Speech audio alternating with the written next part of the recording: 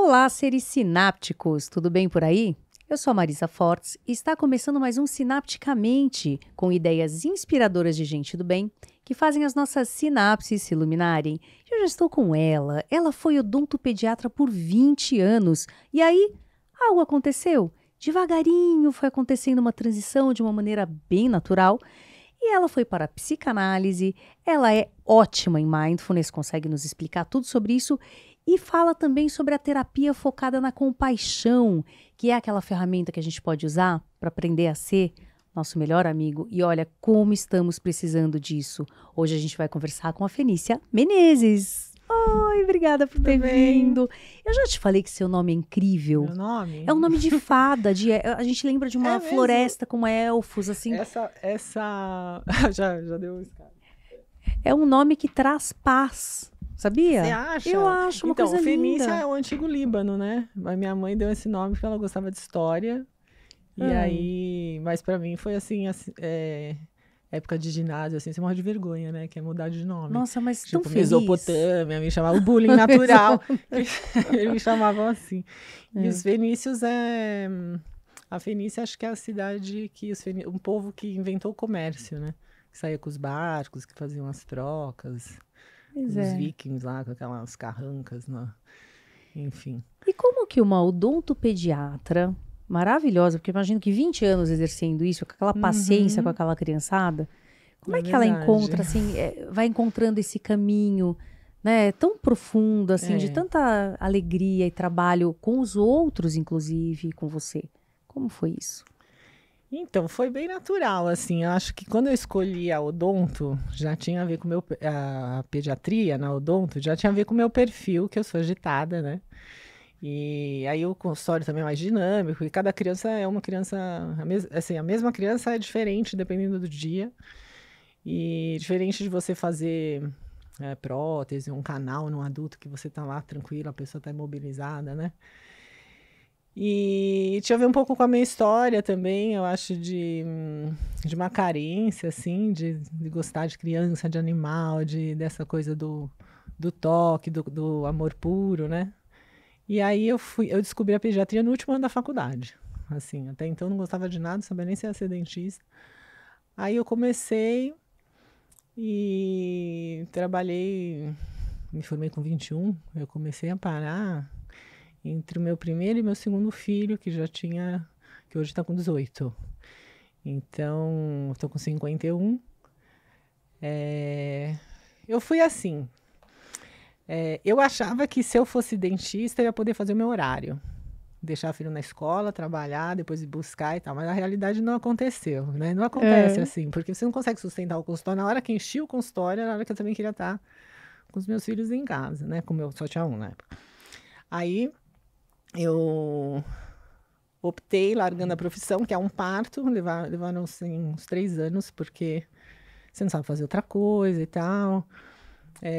Gosto de fazer coisas manuais e não sabia quais eram os meus talentos fora a odonto, né? E nesse período eu comecei a fazer yoga e também não acertava no yoga, não entendia o que era aquilo, assim, que negócio interno, que só me que machucava. Eu tentei a Iyengar, aquela coisa da cadeira, eu ficava presa na cadeira, sabe, como é que eu vou sair daqui?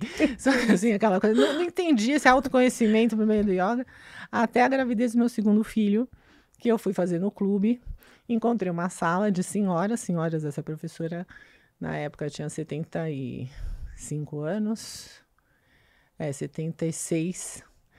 Hoje esse ano ela faz 90. Ai, que lindo. E a gente tem uma turma que faz. Aí eu falei, essa classe aqui tá pra mim, né? Só tem velhinha, tá ótimo. Não vai puxar muito? Eu tava grávida, eu falei, perfeito, mas nada, as velhinhas já faziam ginástica, assim, já faziam a prática com a professora Lúcia, assim, 40 anos, 30 anos. Eu sou mais novinha, hoje eu tô lá manda um 14. beijo pra ela. A Lúcia, meu amor, vai ter não posso falar, né? Não posso falar isso agora que eu falei, ia falar que é uma surpresa. Então não fala. Ela é a minha mãe espiritual. Ai, a minha que professora. Conheci ela ali. Que ventura encontrá-la nesse planeta, né? E assim,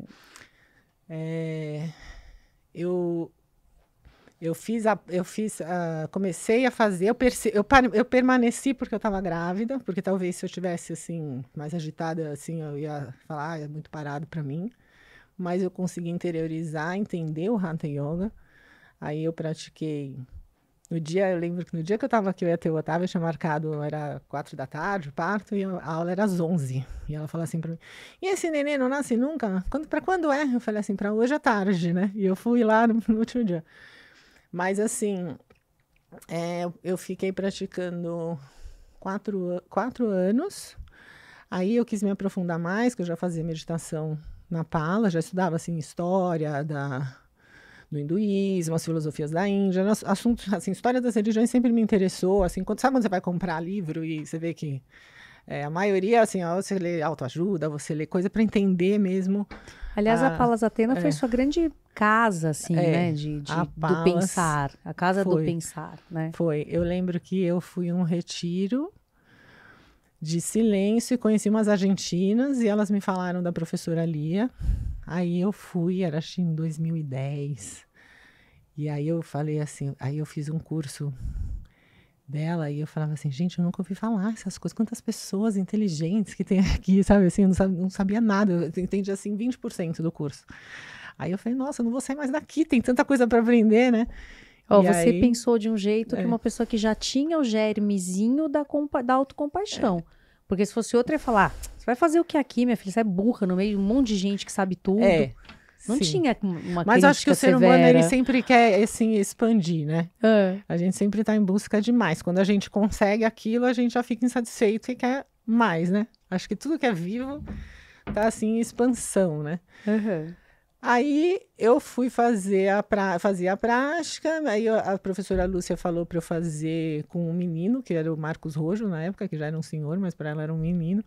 E eu fui procurar o Marcos e fiz a formação com ele, na época era na USP, mas não queria ser professora.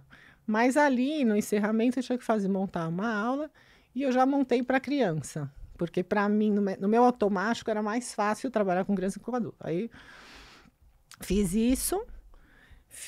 Aí, formando do yoga, uma amiga minha médica me pediu para dar aula para filho de uma paciente dela. Eu fui trabalhar acabei trabalhando nessa escola, que era a escola de um núcleo de treinamento para crianças especiais, assim, autistas na maioria.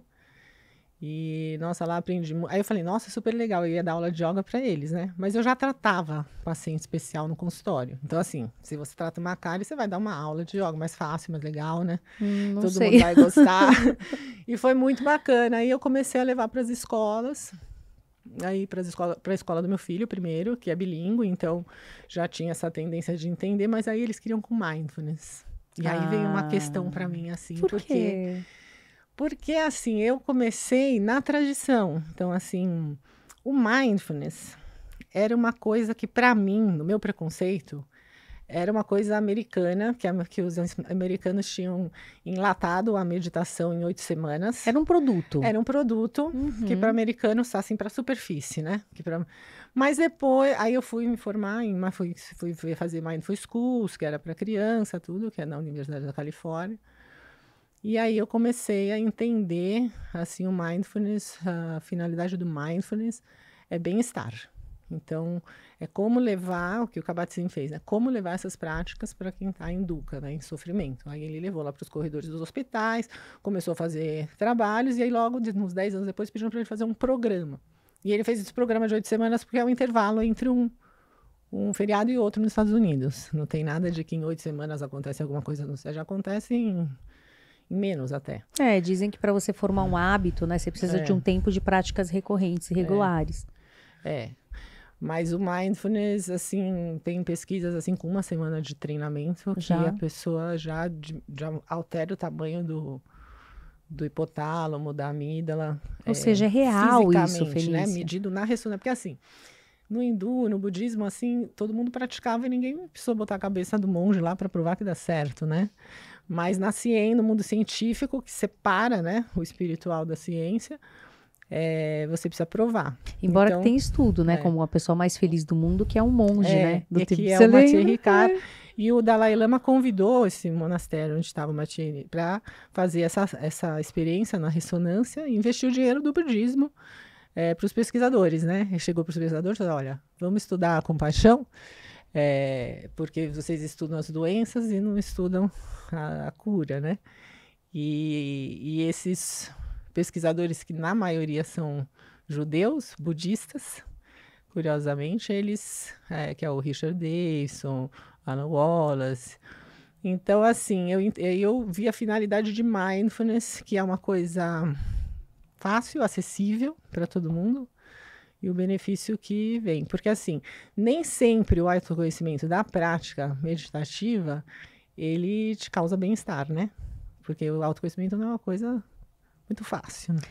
Não é fácil mergulhar nas olhar, próprias águas, né? Exato. Não é fácil. A gente vê coisas que a gente não quer ver também. E aí é que o Paul Gilbert, né, que desenvolveu a terapia focada na compaixão, ele fala dessa força, dessa coragem que a gente tem que ter para olhar para o sofrimento, né, e fazer algo para prevenir ou para aliviar. Então, a compaixão no Gilbert é sobre isso. Porque aqui no Brasil, a gente tem uma ideia da compaixão, uma coisa muito com um viés católico. É isso que eu ia falar, quase religiosa. Exatamente. Digamos. Parece que assim, você fala, você precisa ter compaixão, né? Poxa vida, é sua mãe. Aí você fala assim, você já se sente assim, uma pessoa não evoluída, né? Que precisa ser maior espiritualmente, digna, né? Uma coisa que parece estar no pedestal. E a compaixão não é sobre isso, porque quando a gente fala em compaixão, é a compaixão budista, né? Que é o não sofrer, desejar que você não sofra. Então, assim, eu posso estar presente no mundo, eu posso estar lá na ONU e falando com um país que eu estou em guerra, e eu querer que as pessoas não sofram. Tomar alguma atitude para o bem do outro e para o meu bem, né? E não sempre... Uma coisa que todos os seres sejam felizes. Que todos se beneficiem, né? Todos se beneficiem.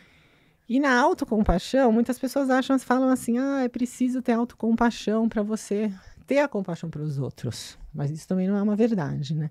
Porque tem muitos médicos que são muitos profissionais que ajudam muita gente, né? Bombeiro, enfermeira, os próprios médicos que são muito comprometidos e entregues, né? No que eles fazem. E com eles são super rígidos e super... Pouco autocompassivos. Então, assim, para o Gilbert, a compaixão, ela tem os fluxos.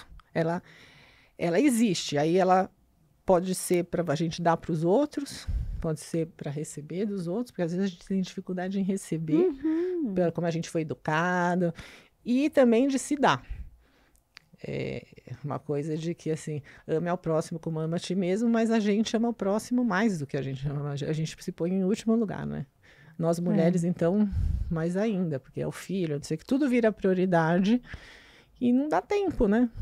E um lance que eu acho genial, assim, do Gilbert foi aquela sacada dele de trazer o criticismo e a vergonha como estruturas muito importantes aprendidas, né? Essa coisa a base da perturbação, mental, né? É uma sacada muito boa, porque eu acho que tem tanto penduricalho, Fenicia, que a gente põe, mas se a gente analisar realmente essas duas estruturas, faz muito sentido.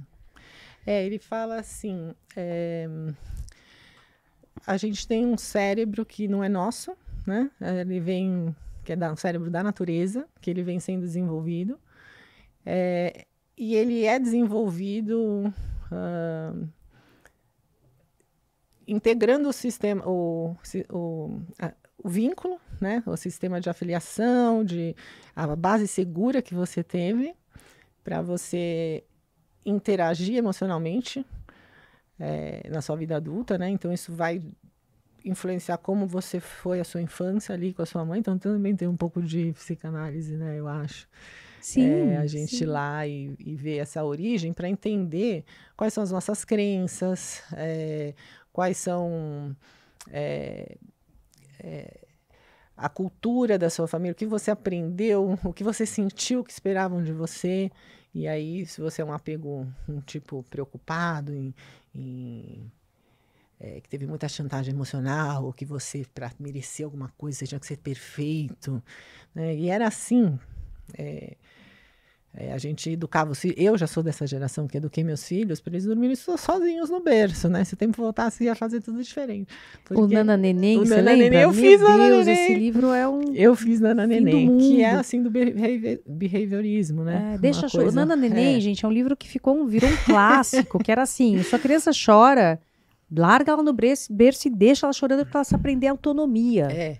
E aí E você tinha uma tabela de minutos, aí chorou 3 minutos, você entra e fala alguma coisa para fortalecer o cara na tela. Ele vai embora de novo, você fica lá retraumatizando a criança. E é bizarro, né? Hoje se sabe que esse livro hoje se sabe que, assim, o que o bebê, ele tem um desconforto.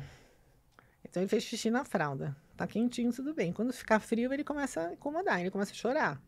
Aí tem um tempo para ele ser acendido. Ele sabe que quando você chegar lá, você vai falar: Nenezinho, mamãe chegou, com uma vozinha assim. Então, o tom de voz ativa. Isso, olha que coisa. Como a gente fala com a gente fala assim: isso é idiota, sua burra, como é que você fez isso? Não sei o que, né? A gente não fala como a gente falaria com uma pessoa que a gente ama, com gentileza, com um tom amoroso. E na nossa memória, esse tom, ele ativa, porque você sabe que você vai ter a sua necessidade de atendida. Aí a mãe pega o bebê, então tem o toque, né? Aí você pega o bebê e tal. E se esse bebê demora para ser atendido, ele fica ansioso, ele fica inseguro, ele fica angustiado, com medo. Ele vai desenvolvendo esse vermelho, né? Esse sistema de ameaça. E quando ele tem a mãe ali, o suporte do cuidado, ele fica mais seguro para fazer. Então, ao contrário do que o nananenê, né, acreditava, quanto mais suporte esse bebê tem nessa fase, mais autônomo ele vai ser na vida adulta. Que é o apego seguro do Bowlby, né? Você está ali para ele. Eles fizeram em 1950, foi super importante essa experiência do Bowlby para até integrar, né? Por esse livro da geração aí que foi educada na frustração. Né? Porque a gente vê americano, eles entram no lugar com o bebê chorando, ninguém pega no colo.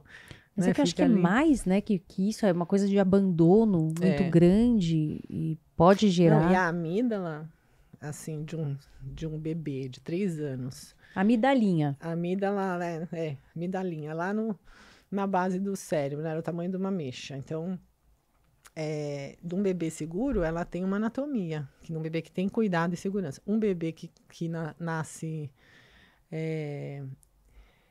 ameaçado, que ele tá, sei lá, fica numa creche, de repente não é nem por falta de amor, entende? Trocou na hora errada, vamos dizer, trocou às 10, e aí ele fez xixi 10:10, na próxima troca meio-dia. Então a criança vai ficar com aquele incômodo. E às vezes ele percebe, poxa, se eu não me virar, ninguém me ajuda. Aí fica uma pessoa isolada, mais egoísta, que acha que não precisa das outras pessoas. Tem crianças que são maltratadas, né? Então, além de ser inseguro, ele ainda não acredita que outra pessoa possa ser boa para ele. Então, o que acontece nesse fluxo? Acontecem bloqueios, acontecem os medos, as resistências. Então, por que eu não ajudo aquela outra pessoa? Porque uma vez eu ajudei e me ferrei. Então, isso está registrado. Quando vem essa possibilidade, a minha memória, mesmo que não seja uma coisa consciente, ele me avisa, olha, cuidado. Se você já foi traído numa relação amorosa, você vai com medo para a próxima. Então, assim, é como a gente aprende, né? E então, esses aprendizados nucleares, quando a criança é menor, eles são mais recrudescidos, né? Porque... E a criança está em atenção plena, né? Então, ali absorve mesmo, né? Sim. Ela não tem aquela noção do que ela vai fazer depois. Estou brincando agora, eu estou vivendo agora, essa brincadeira. Você não fala assim, agora se veste, vamos pro karatê. Não quero. Vai sair daqui para lá. Ele não está com essa dimensão. A própria vivência do desconforto, né? Não é que ele fica raciocinando, não, tudo bem, daqui a 10 minutos alguém vai chegar porque vai dar a hora. Né? A pessoa não sabe. E aí,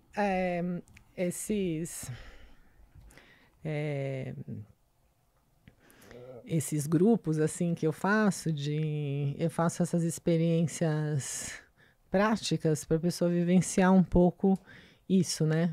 Um pouco de mindfulness, de compaixão lá no retiro. Gente, essa mulher faz um troço imperdível, só que assim, tem que correr, porque daí a vaga acaba, não tem mais. Todo agosto, não é isso, em Paúba? É que só cabem 20 pessoas, porque assim, se chover, eu tenho que ter um plano B. E aí tem que caber todo mundo dentro da casa. Então, até a casa tem espaço para fazer, mas eu não sei se vai estar tudo... imprevisível, né? Mas assim, é tudo. Tudo tem a hora do comer, que é um comer com qualidade, com, O né? mindful eating, né? Que É você comer com tudo. atenção plena. Quantos dias? 4? São. E 4 começa dias, numa gente. quinta. Na verdade, na quinta é assim um welcome, assim, só para você, já todo mundo já chegar, já faz um sound healing e tal. No outro dia que começa a programação do retiro. Aí eu sempre faço uma trajetória de descoberta. Você participou do Clube da Escrita, né? Da Jornada da Escrita? Então, Jornada da Escrita, sim. Essa mulher, ela Foi. faz umas coisas. Foi Ai, legal foi isso também. incrível. Esse ano eu fiz a Jornada com as Lobas, né? Que é através da leitura do livro. É contoterapia essa. Contoterapia. Né? E no ano passado eu fiz uma jornada que toda sexta-feira eu mandava um tema para a pessoa, uma jornada ano passado, né? Para a pessoa escrever uma jornada de autoconhecimento através da escrita. Então, eu ia mandando os temas E português e espanhol, tá? É Que verdade, não é porque tinha um pouca grupo, coisa. né, que entrou do Chile, sei lá, espalhou, viralizou.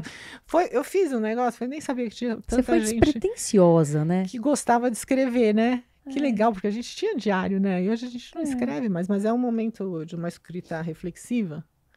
Então, é muito interessante. Agora que quando eu comecei a fazer a pós do Gilbert lá na Inglaterra, a primeira semana ele deu isso, uma reportagem sobre escrever 25 minutos por dia. Com atenção plena. E não no chat GPT. E não no chat GPT.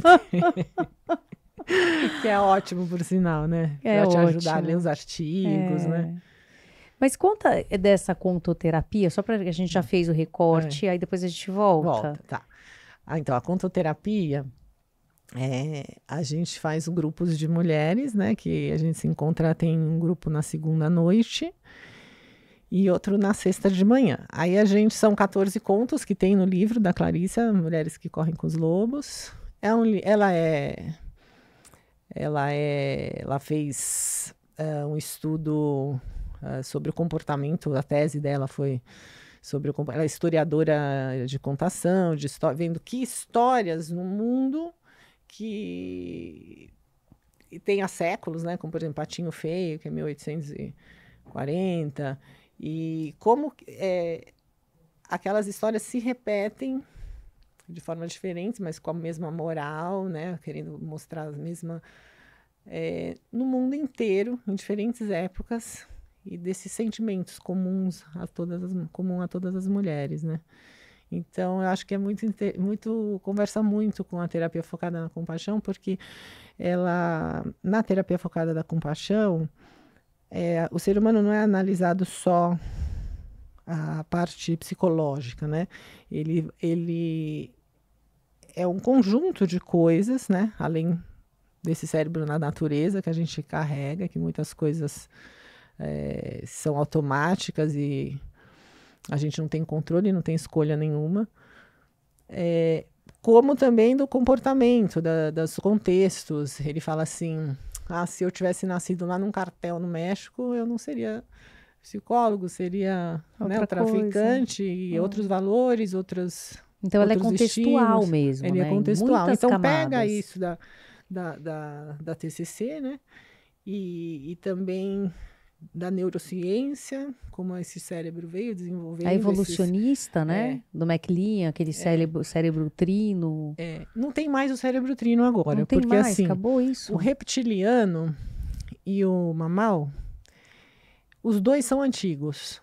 Porque o reptiliano tem 300 milhões de anos. E o dos mamíferos há 200 milhões de anos. Tipo, são 100 milhões de anos depois, porque a gente evolui lentamente. Pouca coisa. 100 milhões. Né? 100 milhões, mas ambos são antigos. Se a gente pensar que as filosofias têm 3.500 anos, né? Que a gente vive em sociedade há 10 mil, né? O que é um cérebro? Então, assim, esse cérebro assim, que é automático. Se uma zebra vê um leão, ela sai correndo. Ela não pensa se ela vai enfrentar o leão ou não, se ela está bem alimentada, se ela treinou bastante aquela semana, hoje eu vou. Não, isso o cérebro percebe a hierarquia em menos de um segundo e reage, né? Então, assim, quando a gente reage, a gente também tem que pensar assim, nossa, então meu cérebro está funcionando super bem. A gente tem que agradecer. Tem que agradecer, o bichinho, na verdade, né? porque isso é a natureza humana, né? E as pessoas se acham com defeito. Elas vão para a terapia para se corrigirem, quando na realidade talvez seja mais sobre aceitação e sobre cuidado, que a gente não teve, porque nossos pais não tinham essas informações que a gente tem hoje, né? E também tiveram educação pior ainda, né? Às vezes eu não apanhava do pai e da mãe, eu apanhava da professora, né? A gente fala que é uma herança, né? É uma herança. Maldita, assim. É uma herança. E ainda num país, né, escravizado, essa herança é de todo inconsciente coletivo, né? É uma coisa que todo mundo carrega marcas e... Então, aquilo que tem no livro do Paul, que é aquele, né, livro do McLean, já não é mais. Então, agora é um cérebro mais antigo e o neocórtex. São dois. Isso. O antigo, ele põe eles juntos, porque então. esse do macaco, você vê, quando o Bowlby fez, já era 1950. Quando ele fez essa experiência, ele põe duas mães macaquinhas de arame, de feltro, e ele põe a mamadeirinha E aí achava-se que o reptiliano, né, que é a sobrevivência, que é o se alimentar, ia mandar, mas não. Então são sistemas que trabalham paralelos, não é que um veio... ambos são necessários e bem treinados, ativação, né? E desativação, né? De uma certa forma. Exato. Só que hoje a gente é muito mais ativado, né? Vai falar assim, não aparece um leão por semana, né? Aparece já... Todos. Todo dia, da hora que você acorda, eu falo que é a gincana paulistana. Toca o despertador, você pula da cama, entra no saco, sai pulando, toca a mão na parede, não é assim? Tipo, não para, só quando você... Então, isso agita muito, e se a gente não tiver espaços, né, de pausa, assim, para se reconectar, nossa, a vida fica um checklist, né, que você vai... E que nunca vai completar. E aí falta realmente a autocompaixão da gente poder se permitir esses espaços, né, Fenícia? Porque acho que a gente entra na roda. A gente fica no modo fazer, né? E, então, assim, a cabeça sempre está no passado, no futuro, os pensamentos eles se repetem. Então, se você não percebe que esse estado de ruminação ele tem um efeito no corpo e que aquilo fica disparando seu sistema vermelho, que é esse de adrenalina, cortisol, não sei, Como lidar... E sabe que essa é a pergunta, assim, recorrente, que não tem muita resposta efetiva? Como lidar com a ruminação, os pensamentos intrusivos, essa cachoeira que nunca para de... Como que a gente lida, né? Porque não para, nem quando a gente dorme, né? Você pode lembrar ou não do sonho, mas você tá lá, a mente tá lá trabalhando, fazer a noite mais curioso ainda, porque aí não tem a barreira e a gente mistura tudo, né? Coisa que viu no dia com alguma coisa que tá te preocupando e junta. Mas nem à noite, assim, outro dia eu tive um pesadelo. Ui. Eu acordei, eu tava tão cansada, porque no meu pesadelo eu brigava.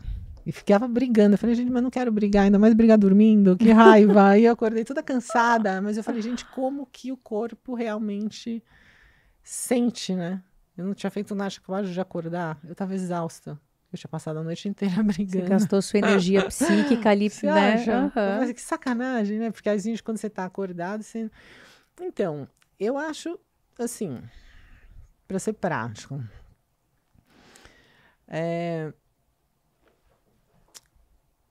se você treinar a atenção plena, e isso é treinável, é musculação, é ginástica, então assim, eu tô aqui, me proponho a pensar na minha respiração, a pensar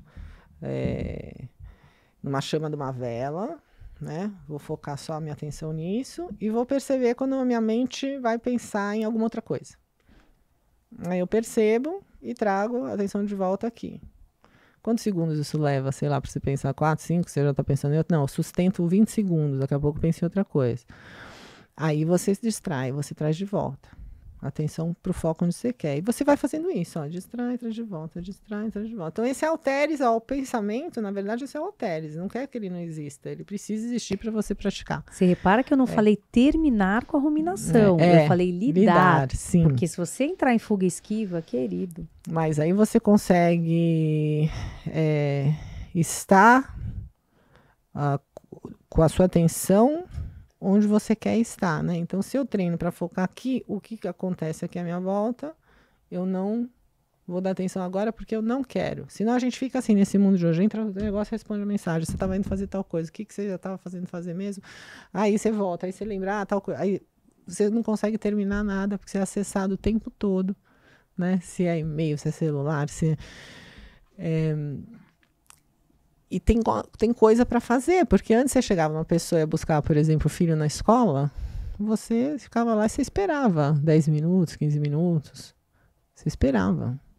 Agora não. Você já tem o celular para já respondendo seus e-mails, para já respondendo mensagem, para já ir pagando a conta, para já fazendo a inscrição do não sei o quê. Então, assim, é o tempo todo ocupado, né? A gente não tem momentos de pausa. Porque nesse esperar da escola, você contemplava. Você ia fazer o quê? Às vezes levava um livro. Tinha uma paciência, né? Que a gente já não tem mais.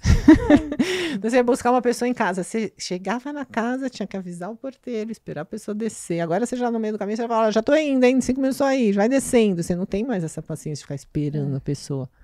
Não é? E aí, essa vida de São Paulo, assim, a gente aqui em São Paulo, assim, lotado, tudo trânsito, tudo cheio de gente, né? Vai dando uma saturação, assim, um ritmo que a gente entra no ritmo. Entra no metrô e vai andar de metrô. Você tem que ter um ritmo, senão passam por cima de você. É um ritmo. Às vezes, uma vez fui pra Argentina, eu andei de metrô, eu falei, gente, o pessoal aqui não tem o ritmo de São Paulo, porque assim, a gente sobe, já vai, é uma coisa que já se sabe, né? Quem vai subir fica no canto direito, quem vai subir a escada andando já fica passagem. Você em São Paulo fica esperto, né? Eu vou para a Serra Negra assim, eu fico impressionada, porque eu falo, é calmo. Então, você pergunta uma coisa para o caixa, a moça vai lá buscar para você. Eu falo, não precisava buscar, mas tem essa gentileza. Porque o tempo passa mais devagar, dá tempo de fazer as coisas, né? Aqui tá todo mundo assim, focado em si, né? Não é um lugar onde as pessoas, as grandes cidades, né? As pessoas não estão focadas nas suas agendas, né? E ninguém ajuda ninguém. Nem percebe que o outro está precisando. Se você vê, assim, essas coisas que passam, assim, fazem filmes na Paulista, uma pessoa que deixa a sacola, que ninguém para ajudar. A gentileza é mais rara por aqui. É um lugar mais de sobrevivência, né? A gente está com esse sistema mais ativado. Que aí são os 3 sistemas do Gilbert, né? Você vai ter a ameaça e defesa, o de recompensa, o drive, né? E o soothing, que seria essa afiliação e afeto, a calma. Onde você pode receber algo sem ter que fazer nada em troca, né? Sem ter que nem ser bom. Tipo, sei lá, o amor da mãe, né? Que você vai gostar de você, vai chegar lá, você não precisa ser bom profissional, ser bom pai. Você tá lá no colo da sua mãe, né? Esse é ou fazendo carinho com o seu cachorro, esse lugar que te restaura. Então, assim, também perceber quais são essas coisas, fazer um pouco mais, né? Dessas coisas que então a gente pode escolher. Sempre pode escolher. É uma escolha. Sempre pode escolher. Isso você está falando, é muito Tem importante. uma poesia que fala assim, que a professora Lia, que citou o autor, não vou lembrar o autor agora, ela fala assim, que mesmo diante de um batalhão de fuzilamento, você ainda pode escolher se você quer morrer sentindo compaixão pelaquela pessoa que vai te assassinar ou xingando, resmungando e achando que a vida não valeu a pena, né? Você sempre tem uma escolha, né? Então... Nossa, que forte isso. É forte, sabe né? que me veio à mente? Jesus na cruz. Né? E aquele olhar, perdoa, porque eles não sabem o que fazem, tá tudo bem, assim, né? Por exemplo, também os tibetanos, né? Olhar para os chineses, eles acreditam que eles estão fazendo o que eles têm que fazer, né? Alguém contou isso para eles? E eles acham que a gente é ruim, mas eles, na verdade, é que estão Aí você não ter raiva dessa pessoa. Porque a compaixão também é muito interessante. Você não precisa gostar da pessoa para sentir. Nossa, isso Não que você é tá um falando, sentimento. fala de novo. Da compaixão? Não, que você não precisa gostar da pessoa você para não sentir precisa. compaixão. Exato, não precisa. Por isso que não é sobre amor, sobre bondade, né? A compaixão não é um sentimento de bondade. Eu posso odiar, sei lá, estar em guerra com um país e fazer algo Compassivo? compassivo. Eu posso ser assaltada, vou morrer de raiva, mas posso entender o sofrimento da pessoa e desejar que ela não sofra, né? Não tenha fome, não seja presa, não peguem ela e dê uma surra nela, né? Eu posso roubar meu celular, pegam um rapaz, podem até me devolver ou não o celular, mas eu não quero que ele sofra, ou que ele apanhe, ou que ele, né? Eu posso ter essa escolha, posso sentir isso também. É muito difícil isso, não é? Se a gente pensar, porque é quem está nos perdão, prejudicando, né? é o perdão. O que é o perdão? Me conceitua o que você sente assim que é o perdão.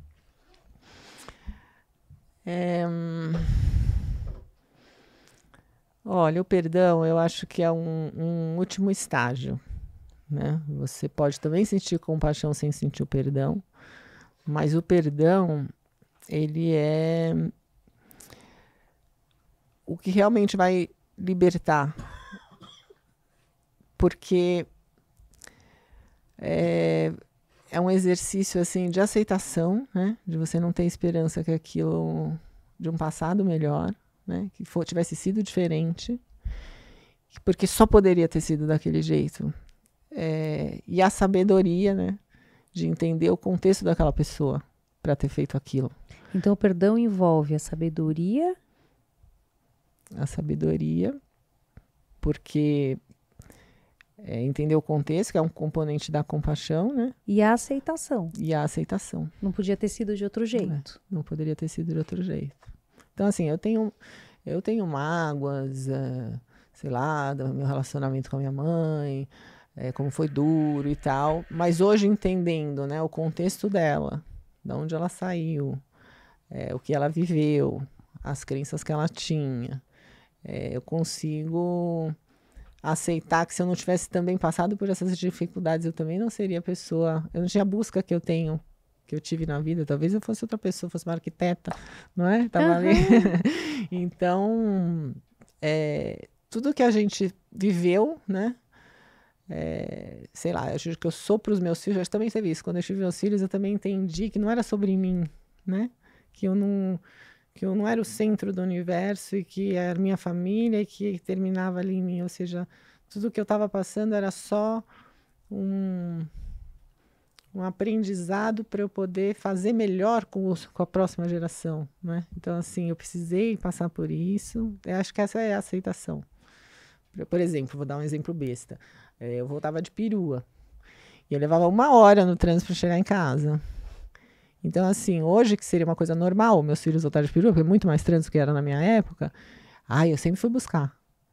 Mas talvez se a minha mãe tivesse ido me buscar, eu não entendeu o valor de buscar, né? E eles adoram voltar de perua. Quando eu falo, vou viajar, vocês vão voltar na perua, eles adoravam. Mas o que foi uma coisa que foi importante na minha vida, que me fez falta, e por isso eu quero dar.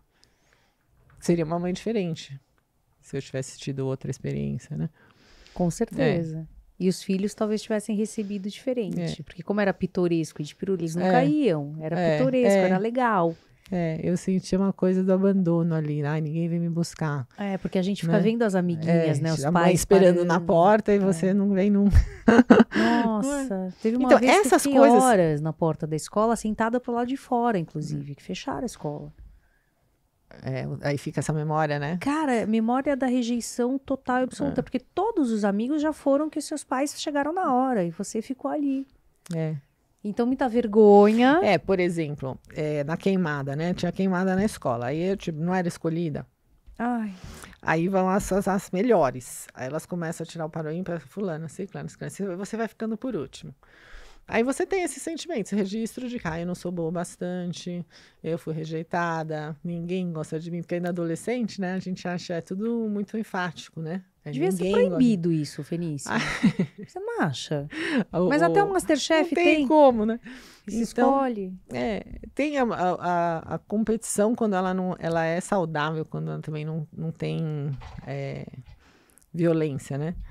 Mas todas as outras vezes na minha vida adulta que alguém me rejeitou, pode ter sido, sei lá, uma proposta de um trabalho, de desenvolver um projeto. Todas essas minhas memórias, elas se acendem, né? Então você já linka que aquilo lá ficou guardado, e aí tudo que vem acontecer vem confirmar aquele registro que você tem. Então a mente ela tem naturalmente um viés negativo por causa dessa natureza da proteção, né? E aí aquilo fica latejando e aquilo se transpõe para a nossa realidade e baliza o nosso comportamento, inclusive. Totalmente. E daí a gente não vai batalhar pelo projeto, a gente fala, essa pessoa tem razão, eu não tenho condição de fazer esse projeto. Aí você começa a se comportar como se você estivesse naquele ambiente inseguro, né? Sem a confiança em você, você volta a usar uma armadura que de repente não tem nada a ver com o seu contexto de hoje, porque você hoje já tem uma outra confiança em você. Você pode ter virado uma atleta da queimada e ser uma melhor jogadora de queimada, mas o registro... Então, quando a gente fala em trauma, não é um trauma assim que a pessoa pouco compassiva pode achar que o trauma é uma coisa muito horrorosa que tem acontecido na vida da pessoa, sei lá, perdeu o pai num acidente, perdeu um filho, foi abusada sexualmente. Não são só essas coisas. Essa sensação que você teve na porta da escola é um trauma. Fica uma marca, né? Fica uma marca. E aí como você recebeu aquilo, né? Porque às vezes não tem nada a ver com o contexto. Sua mãe pode ter furado o pneu do carro, estava super preocupada com você, não conseguia chegar, não tinha celular na época, sei lá o que aconteceu. Mas para você ficou, me esqueceram aqui, né? Eu não sou importante, não lembraram de mim. E aí entra muito a vergonha também, sabe? Sentimento de todo mundo ir vendo você ali naquela situação, né? A vergonha é um sentimento parecido com, assim, por causa do evolucionismo, porque nós, quando vivíamos lá nas cavernas, vivemos assim muitos anos, né? O Hominídeo, o Neolítico e tal, a gente... achava que o macaco sozinho é um macaco morto. Então você precisa do grupo, né? Para sobreviver. E hoje não, sua geladeira tá lá cheia. Se você for cancelada na internet, não vai mudar nada a sua vida. Só que a gente tem essa memória ancestral. Que é física, inclusive. A morte, né? Ameaça física. Então você já não pode se imaginar fora de um contexto, assim, é tão importante para o ser humano assim, pertencer, né, a um grupo, ser reconhecido, ser aceito. E se você tem lá um cérebro todo trezeado, vamos dizer, que não teve esse estímulo, você pode fazer novamente refazer essas estruturas, essas cognições com as práticas da compaixão, que é isso que é super atual, né? Como que essas práticas do budismo, elas podem, independente de ser budista ou não, né? Elas podem reestruturar, né? Porque aí não é uma ressignificação só de um pensamento, né? Isso aqui eu entendi, agora eu ressignifiquei. Você realmente, mudando a estrutura, você começa a sentir de outra forma, né? Então Porque esse é o limite, por exemplo, da TCC, da coisa da lógica, né? E aí as abordagens de terceira onda vieram, ou contextuais vieram, para ajudar isso. O Gilbert fala muito assim dessa questão do trauma, né? Porque o trauma, ele não está na mente, ele está no corpo. E nem passa pelo cognitivo. Então, assim, se você teve um registro, né, que aconteceu, a pessoa dava uma blusa amarela que te assaltou, se passar aqui uma pessoa de blusa amarela na minha visão periférica, talvez o meu corpo já dispare, o coração, eu nem sei porque tá me dando aquela falta de ar e tudo, eu nem vi é por isso que isso aqui estou reagindo assim. Não, é automático. Exato. Né? O olho assim, direto na amígdala, não passa no córtex. E você... Então, não conseguia, assim, em 30 anos que ele foi diretor das CCCs lá na Inglaterra, ele percebeu que não tinha muito efeito, assim, que mudar o pensamento, o TCC tem o pensamento como central,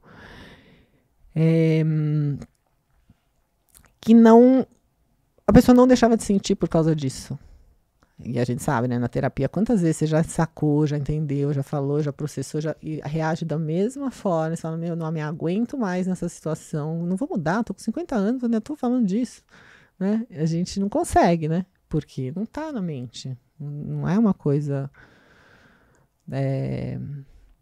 E aí eu tenho uma autora que eu gosto muito também, que é a Laura Gutman, você já leu a Laura Gutman? Acho que não. Ela é bem xiita, assim, ela tem uma técnica dela, assim, mas ela é muito... E ela fala uma coisa, assim, dessa tensão, né, com a criança.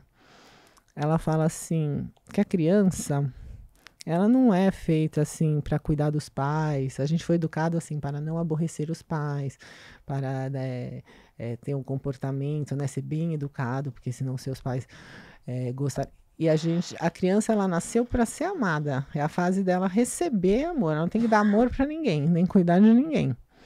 E na adolescência, eles vão experimentar esse amor. E a vida adulta é uma vida, é um momento da gente dar amor e não mais receber. Olha que lindo esse ciclo.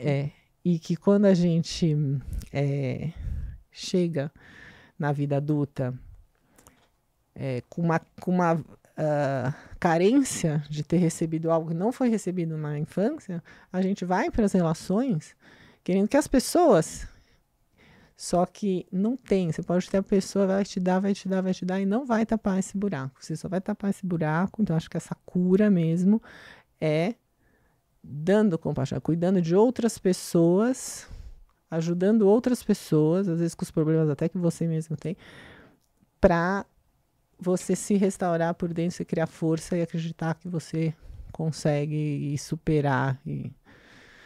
É uma geração, assim, vamos dizer, que tem muitos adultos infantilizados, né, querendo receber, porque é muito individualista a sociedade, né, porque a gente é capitalista, competitiva, consumista, então quem tem mais vale mais, e aí você é uma sociedade que estimula isso, então você vai ficando isolado. E essa leitura tua é perfeita, porque, de fato, um adulto infantilizado talvez tenha muita dificuldade, por exemplo, de fazer um gesto de autocompaixão, e poder se fornecer o que é necessário. Ele quer que o outro forneça, né? Então, se o outro não dá atenção, aí eu não sou feliz. Mas ele tem potência de desenvolver isso. E acho que é essa pegada. Sabe que eu dou um exemplo ótimo que eu achei, acabei de lembrar? É que nem você ir no supermercado com fome. Aí você vai comprar um monte de coisas necessárias, um monte de coisa que engorda. E a mesma coisa, você vai para as relações com essa fome, você vai cobrar demais das relações. E ninguém pode dar aquilo que você precisa, só você mesmo. Então, se você já está equilibrado, se você já se dá, você vai para as relações, não vai com aquela fome, né? Você vai querendo receber o que você merece receber, botando na outra pessoa uma responsabilidade que é sua. E eu costumo dizer assim, muito para as pessoas... Vamos trocar o que é bom? O que eu posso te dar, o que você pode me dar? A gente encontra ali no meio do caminho uma intersecção e vai ser muito bom, porque a gente consegue, né? Quando deu. Aí eu vou para casa, eu me acolho, eu me sustento. Essa voracidade, eu acho que assusta o outro, inclusive. E assim, como a gente tem uma cultura greco-romana que separa o bom e do ruim, a gente acaba não integrando o bom e o ruim. As pessoas não são só boas ou só ruins. Lógico. Então, às vezes você tem uma expectativa numa relação que é uma coisa que nem existe, né? E assim, a Clarissa fala assim, você tem que sair no conto da mulher esqueleto. Nossa. Que você tem que sair da varanda da casa, porque você ficar ali, sei lá, na fantasia dos filhos perfeitos, do marido ideal, da profissão que é valorizada, Tudo é impermanente, né? Então, assim, se você, ninguém quer sair, ela fala que você tem que sair da varanda e ir para dentro da casa, ir lá para a cozinha, né? Conhecer a pessoa na intimidade, né? Conhecer as pessoas por inteiro. E quando você se aceita como um ser imperfeito, você para de cobrar essa perfeição das pessoas também. Então, a sabedoria está aí, né? E perceber que a pessoa não pensa como você. Você vê, a gente conversa um negócio, a pessoa fala alguma coisa, você fica assim, a gente fica assim, ai, mas se eu fosse você, eu teria feito tal coisa. Nossa, como é que você não respondeu aquilo? Nossa, mas se fosse eu, né? Mas não é você. A pessoa deve estar numa escuta e a gente é tão autocentrado, né? E o mundo proporciona tão pouca oportunidade de você olhar para fora. Mas eu acho que tem muitos movimentos. Muitos movimentos. E me fala uma coisa, dentro dessa história da contoterapia, então a gente tem esse livro, né, da Clarice, que é As Mulheres que Correm com os Lobos. A gente tem alguns minutinhos, assim, para você escolher um conto daqueles e contar do que você entendeu, o que você achou que é mais forte, assim, para a gente poder ilustrar essa ideia. Olha, os contos estão em 14 contos. E cada conto, assim, começa com a La Loba, né? Que é essa mulher selvagem, que é nosso instinto, que é o nosso feminino, que é uma força que não é a do feminismo, porque ela não está competindo com a força do homem, é uma força que só a mulher tem. Uma força... de como a gente foi formada, né? Cuidando das tribos, conversando com outras mulheres em roda, cantando, parindo, olhando a filho do outro, cozinhando o negócio. Não é o homem é focado em uma coisa só porque ele foi treinado para caça, há muitos anos focado numa coisa só. E a mulher ali sempre... Então também é um cérebro da natureza, né? Então a gente... Só que essa coisa social do papel da mulher, né? Foi castrando, enquadrando a mulher em situações. E aí o livro segue com o Barba Azul, que eu acho que é esse o conto. Todo mundo conhece a história. O Barba Azul é a história de 3 irmãs. E tem o Barba Azul que mora num palácio. E ele é um homem assim... uns 45 anos, rico, bonitão, que mora nesse palácio. Todo mundo fala dele, mas ele tem uma barba azul, né? Então, assim, nossa, contam histórias dele. E aí ele convida as irmãs para fazer um piquenique. Chamam a mãe da irmã, vai todo mundo lá. E foi divertido e tal. Aí ela fala, e ele pede a irmã mais nova em casamento. E ela fala, vou casar com ele, né? O que ele pode ter de mais? Só uma barbinha azul, né? E aí eles se casam. E aí o Barba Azul, ela tá lá no palácio dele e tudo. E aí ele vai viajar e dá umas chaves para ela e fala que ela pode chamar as irmãs, se divertir no palácio, mas que tem uma chave pequenininha, que ela não pode abrir aquela porta. E imagina, né? Que é a única, né? O palácio inteiro tem 1000 portas, ela não pode abrir aquela específica. E aí elas abrem todas e andam em todas, e aí, quando acabou a brincadeira, a mulher tem aquela curiosidade, né? Aí ela vai lá, abre a porta, quando ela abre a porta, ela vê cabeças, crânios empilhados, né? E um sangue, então ali estavam os cadáveres das ex-esposas dele. E aí ela descobre. E aí ela fecha aquela porta e só que a chave começa a sangrar. E a chave sangra, ela faz de tudo, põe teia de aranha, põe cinza do fogão, tenta de tudo, a chave passa no fogo e a chave não cauteriza, a chave sai sangue. Aí ela vai e guarda no armário. Isso mancha de sangue todos os vestidos dela. Então essa chave, assim, aí a Clarissa é uma autora junguiana, né? Ela é psicanalista junguiana. E ela vai fazendo essas simbologias. Então, o que que significa essa chave? As chaves são as perguntas que a gente faz, né? Com essa curiosidade que vem, que depois que a gente vê, não dá para não ver mais. Não dá mais para esconder a chave. Não se desvê o que foi visto, né?